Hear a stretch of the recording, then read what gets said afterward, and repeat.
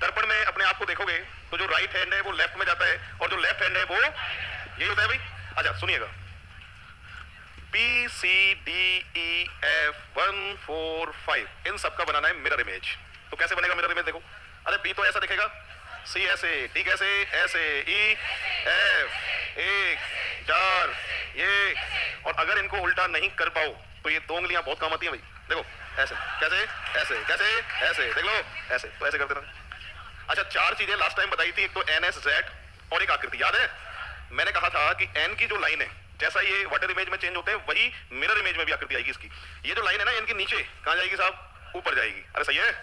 S और Z में face का चेंज आता है, इसका फेस राइट हैंड में है तो कहां जाएगा? ये लेफ्ट में। लेफ्ट में है तो राइट में। स्क्वायर या रेक्टेंगल कोई भी कट ऐसे है तो वो कट इधर से आएगा। ठीक है, तो इसको चाहो तो देख लो, चाहो तो फोटो ले लो, और चाहते हो लिखूंगा मैं, लिख लो, और किसी को लगे मैं एग्जाम तक भूल जाऊंगा, लिख लो, फोटो ले लो। दर्पण प्रतिबिंब है, इसमें बस एक चीज और चेंज होगी, वो और समझा देता हूं। जल से क्या चीज अलग होती है इसमें?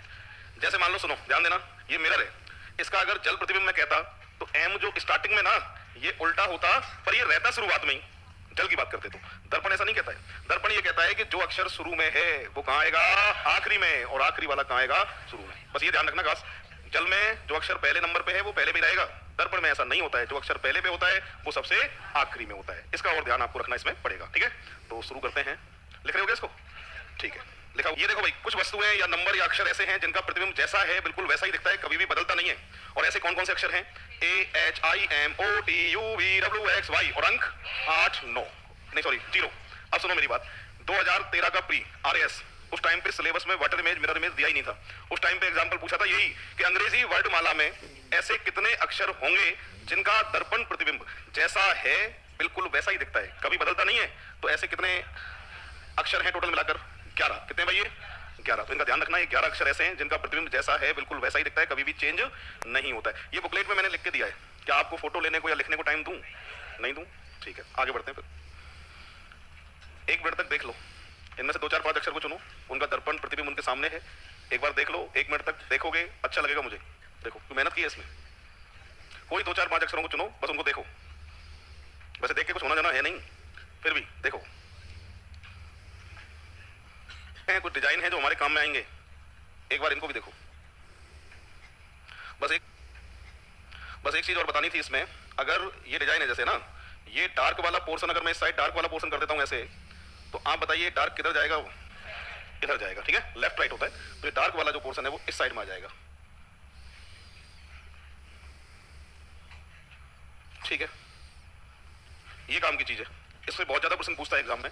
अब सुनिए, वही तरीका कि कोई भी समय देगा, या तो घड़ी बनाओ, फिर इस घड़ी को इधर बनाओ, और फिर इसको ऐसे पलट दो लेफ्ट राइट, तो समय आ जाएगा।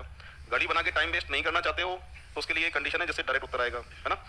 इसे बोलते हैं दर्पण प्रतिबिंब समय निकालना, या फिर इसे को बोलते हैं ऊर्ध्वाधर लंबवत दर्पण प्रतिबिंब। नाम कुछ भी आ सकता है एग्जाम में, मिरर इमेज पूछ सकता है, वर्टिकल मिरर इमेज पूछ सकता है। ठीक है, ध्यान रखना, इसका मतलब दर्पण ही है। तो सुने, 11 या 11 से पहले का कोई भी समय दिया हो, मतलब 1 बजे से लेके और 11 बजे तक। ठीक है, 11 या 11 से पहले का कोई भी समय दिया हो तो समय को हमेशा कितने में से माइनस करना होता है? 1160। 1160 का मतलब कितना होता है?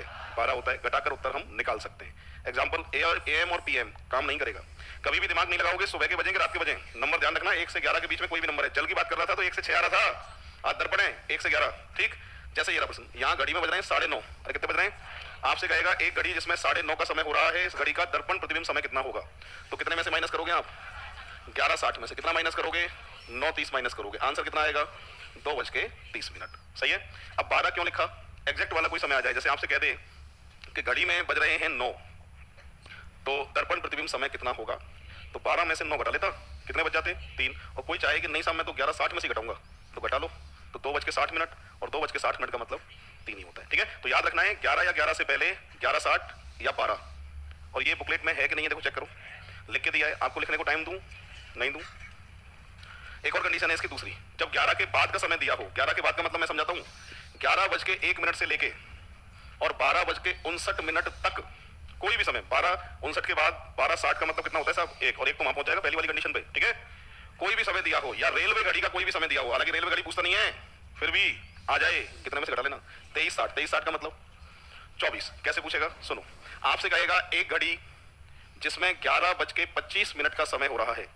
11:25 11 के बाद बजते हैं, दिमाग कोई मत लगाना कि सुबह के रात के, तुम्हारी मर्जी है जब के। तो उस घड़ी का दर्पण प्रतिबिंब समय कितना होगा, कितने में से घटाओगे, कितना घटाओगे? आंसर बता सकते हैं 12:35। ठीक है, तो दो कंडीशन होती है, ध्यान रखना है। 11 या 11 से पहले 11:60 और 11 के बाद 23:60 AM PM काम नहीं करेगा, ये भी लिख के दिया है।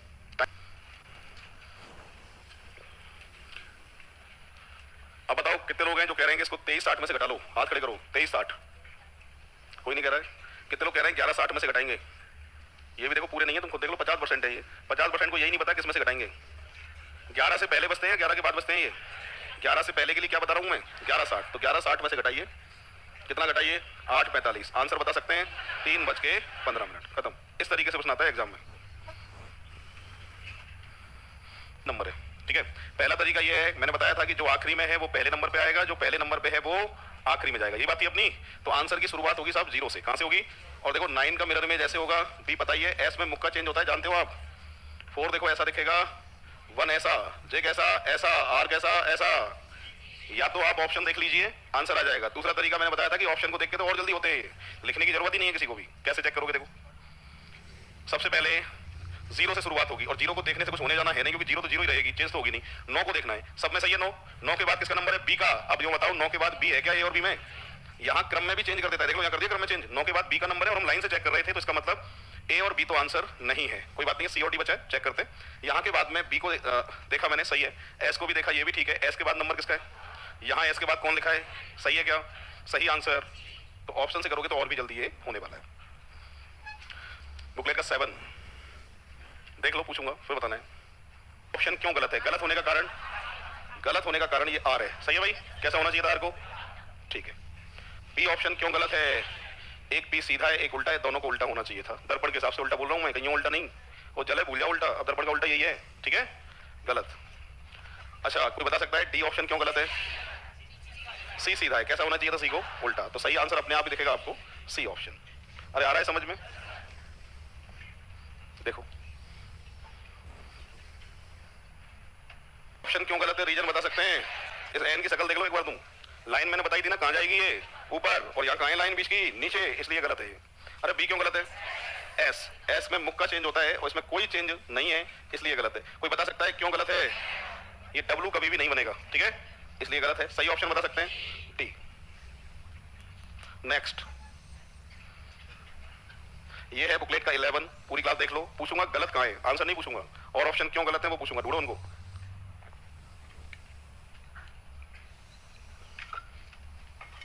सात सीधा है, चलो क्यों गलत है भाई? 3 5 है ना, ये तो पता नहीं कहां जा रहा है, देखो ऊपर तो जा ही नहीं सकता ये। सही उत्तर डी आएगा। नेक्स्ट, बुकलेट का है 13,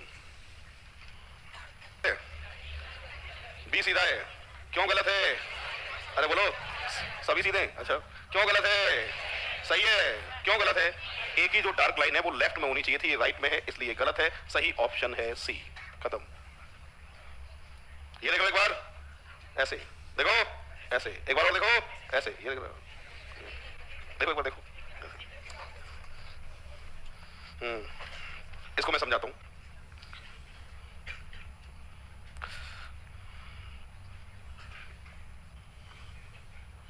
हाँ भाई, ये इधर जाएगा ना, ये इधर है तो ये इधर आएगा, ये इधर तो इधर डार्क, ये ऐसे होगा, सही है, और ये डार्क इधर ऐसे होगा। ऑप्शन बता सकते कौन सा है? ये नहीं है, ये भी नहीं है, नहीं है, यही है, हाँ यही है। नेक्स्ट, इसके मुंह पे कोई फर्क पड़ेगा कि मुंह पे? कोई फर्क नहीं पड़ेगा। नीचे की 2 लाइन इधर है, नीचे की 2 लाइन कहां जाएंगी? ये उधर। क्यों गलत है बताओ? क्यों गलत है बताओ? क्यों गलत है बताओ? सही। इसमें ये लाइन यहां है, ऐसे लाइन है, मैं कल लाइन का कंसेप्ट समझा दिया था आपको कि जहां लाइन है वहां पलट दो, टेंशन लेनी नहीं है। हाँ, कौन सा ऑप्शन? इसमें वास्तव में तुम्हारी उंगली काम आएंगी, देखो देखो, ये पता नहीं क्या बन रहा है तो ना, ये देखो कहां से आ गया, कौन सा है?